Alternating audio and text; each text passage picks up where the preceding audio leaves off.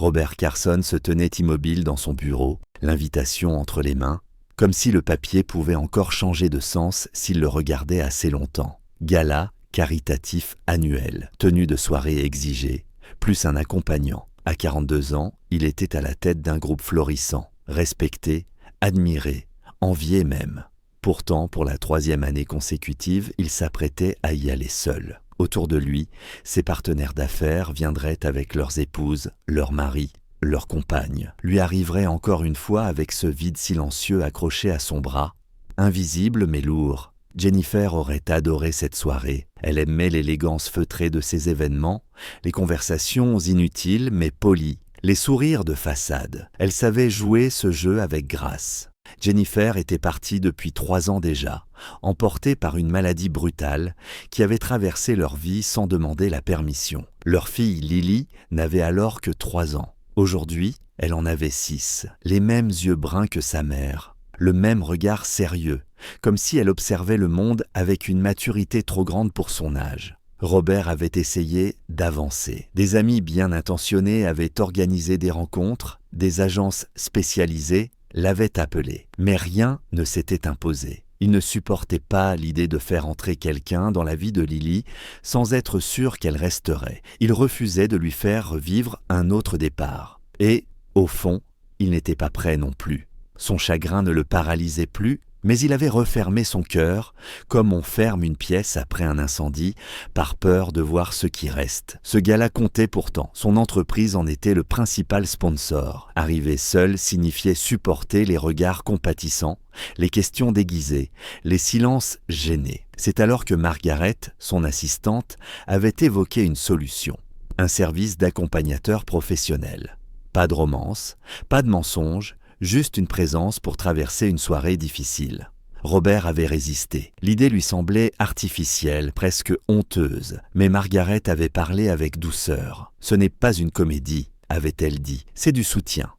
Alors il avait accepté. Maintenant, devant le miroir, ajustant son nœud papillon, Robert sentit le doute l'envahir. Avait-il fait une erreur? Avant qu'il ne puisse répondre à cette question, la sonnette retentit. En bas, la voix de Lily s'éleva, claire et impatiente. « Quelqu'un est là, papa ». Robert inspira profondément, la porte s'ouvrait, et sans le savoir, sa vie aussi. La lumière dorée du soir filtrait à travers les grandes fenêtres de l'entrée lorsque Robert descendit l'escalier. Lily l'attendait près de la porte, droite comme une petite reine dans sa robe rose, les mains jointes devant elle, fière d'être prête pour l'ami de son père. Robert aperçut d'abord la silhouette de la femme, puis son sourire.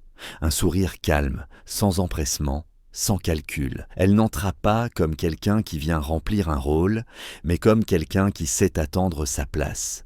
Elle était plus jeune qu'il ne l'avait imaginé, vêtue avec élégance sans ostentation. Mais ce fut son regard qui retint Robert, un regard attentif, présent, qui se posa immédiatement sur Lily, comme si elle comprenait que c'était là que tout se jouait. Elle s'accroupit doucement pour se mettre à hauteur de l'enfant et se présenta avec simplicité, complimentant la robe, la couleur, le choix assumé du rose. Lily, conquise sans même s'en rendre compte, répondit avec l'enthousiasme sincère de ceux qui n'ont pas encore appris la méfiance. Robert observa la scène un peu en retrait, frappé par la façon dont la conversation s'installait naturellement. La femme ne parlait pas à Lily comme à une enfant fragile, mais comme à une personne entière. Cela réveilla en lui un souvenir douloureux et tendre à la fois. Jennifer faisait exactement cela. Elle ne minimisait jamais les émotions de leur fille. Elle les accueillait. Lorsque Lily posa la question que Robert redoutait, celle que les adultes évitent et que les enfants lancent sans détour, le temps sembla suspendu.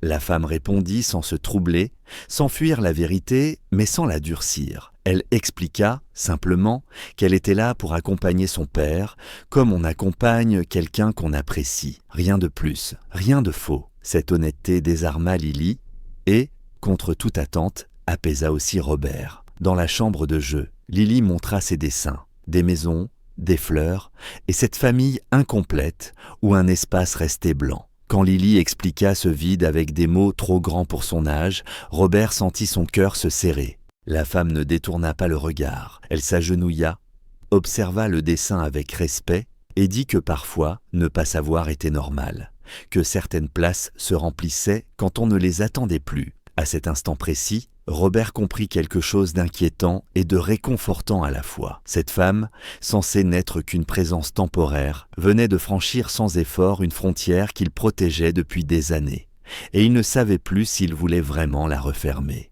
La salle de bal scintillait comme un monde à part, coupé de toute réalité ordinaire. Les lustres projetaient une lumière dorée sur les tables dressées avec une précision presque excessive, les verres tintaient doucement, et un quatuor à cordes remplissait l'air d'une élégance étudiée. Robert connaissait cet univers par cœur. Il savait où se tenir, quand sourire, comment parler sans trop se livrer. D'ordinaire, il s'y sentait étrangement seul, comme un acteur récitant un texte appris depuis trop longtemps. Ce soir-là, pourtant, quelque chose était différent. La femme à son bras ne jouait aucun rôle. Elle ne se présentait pas comme sa compagne, ne cherchait pas à impressionner. Elle se contentait d'être là, attentive, naturelle. Quand on lui demandait qui elle était, elle répondait simplement qu'elle accompagnait Robert. Cette franchise désarmait les gens, rendait les échanges plus vrais, moins figés. Et Robert sentit, presque malgré lui, la tension qu'il portait depuis des années se relâcher un peu. À table, les conversations glissèrent vers le travail, l'art, les enfants. Elle parla de son ancien métier avec une douceur sans nostalgie excessive, évoquant les phrases absurdes et lumineuses que seuls les enfants savent formuler. Elle raconta aussi, à demi-mot, le temps passé auprès d'une mère malade, sans pathos, sans plainte.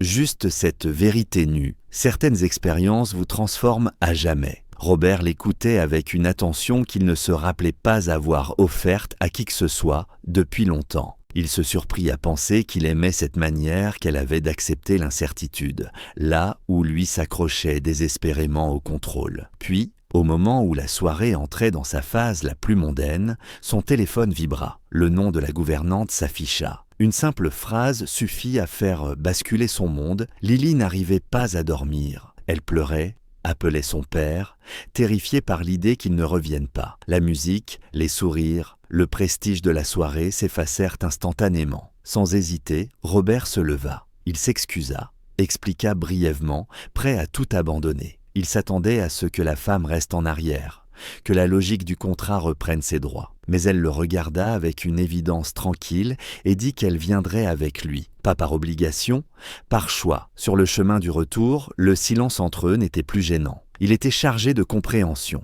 Robert réalisa alors que cette soirée, censée être une formalité sociale, venait de révéler ce qu'il fuyait depuis trop longtemps. Sa peur n'était pas d'être seul au gala, mais de perdre encore ceux qu'il aimait. La maison était plongée dans un silence inquiet lorsqu'ils franchirent la porte. L'éclat mondain du gala semblait appartenir à une autre vie. Madame Walsh les accueillit avec un soupir fatigué et murmura que Lily était dans sa chambre, secouée par un cauchemar. Robert monta les escaliers presque en courant, le cœur serré par une culpabilité sourde. Chaque marche résonnait comme un rappel de sa plus grande peur, ne pas être là quand sa fille avait besoin de lui. Lily était assise dans son lit, les yeux rougis, agrippée à sa couverture comme à une bouée. Dès qu'elle vit son père, elle éclata en sanglots et se jeta dans ses bras. Elle parlait vite, entrecoupée de pleurs, racontant son rêve où il disparaissait comme sa maman. Robert la serra contre lui, répétant qu'il était là, qu'il reviendrait toujours, mais il sentit que ces mots ne suffisaient pas à apaiser ce tremblement ancien, cette peur enracinée par la perte. Derrière lui, la femme resta un instant sur le seuil, hésitante. Puis elle s'approcha doucement, comme on entre dans un espace sacré. Elle s'assit près du lit et parla à Lily sans hausser la voix, sans chercher à effacer la douleur. Elle lui raconta qu'enfant, elle aussi avait connu cette angoisse, cette attente nocturne où l'imagination devient plus forte que la réalité. Elle expliqua que la peur aime occuper l'esprit quand l'amour est trop grand, mais qu'elle ne devait pas décider à leur place. Lily l'écoutait, attentive, posant des questions simples et profondes à la fois. La femme ne nia pas que les choses difficiles existent. Elle dit seulement que l'amour, lui, est réel, ici et maintenant. Qu'il se montre dans un père qui quitte tout pour rentrer, dans des bras qui serrent fort, dans les petites promesses tenues chaque jour. Peu à peu, La respiration de Lily se calma. Ses paupières devinrent lourdes.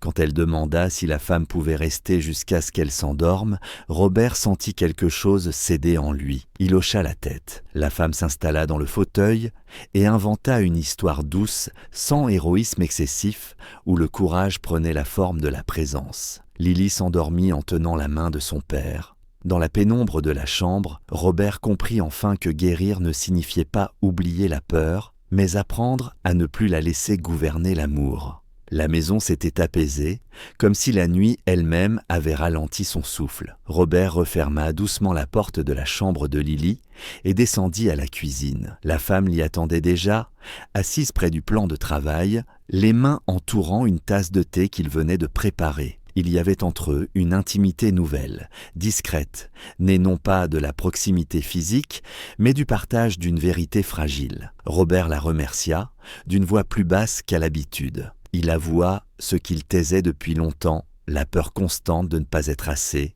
de ne pas savoir protéger sa fille de ce qu'il ne contrôlait pas. Elle l'écouta sans l'interrompre, sans chercher à réparer quoi que ce soit. Elle parla ensuite de sa propre perte, de cette longue disparition d'une mère encore vivante et de la seconde mort quand tout s'était réellement arrêté. Elle dit que le chagrin ne part jamais vraiment, qu'il change simplement de forme et qu'il faut apprendre à vivre avec lui sans lui donner les clés de toutes les décisions. Quand l'heure du départ arriva, Robert proposa de la raccompagner. Sur la route, il sentit une étrange résistance en lui, comme s'il ne voulait pas que cette parenthèse se referme. Devant l'immeuble de la femme, il évoqua le paiement, le service, les règles. Elle l'arrêta avec douceur. Ce soir n'avait plus rien à voir avec un contrat. Ce qui s'était passé comptait autrement. Elle posa brièvement sa main sur la sienne, un geste simple, sans promesse. Le lendemain matin, Lily demanda si elle reviendrait. Robert n'eut pas le courage de répondre non.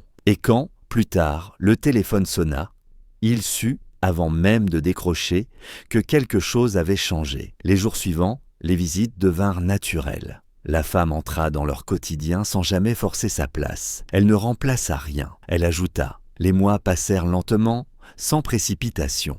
Robert apprit à aimer à nouveau sans renier son passé, sans trahir la mémoire de celle qu'il avait perdue. Un soir, alors que Lily jouait dans le jardin, il confessa sa peur d'aimer et de perdre encore. La femme répondit simplement qu'elle ne pouvait rien promettre sur l'avenir, mais qu'elle choisissait d'être là, maintenant. Et Robert comprit enfin que la guérison n'était pas l'absence de risque, mais le courage d'ouvrir la porte malgré tout. Si cette histoire a touché votre cœur, laissez un commentaire, un j'aime et abonnez-vous pour continuer ce voyage ensemble. Ich habe die selbe Freude, ihr für Schermos,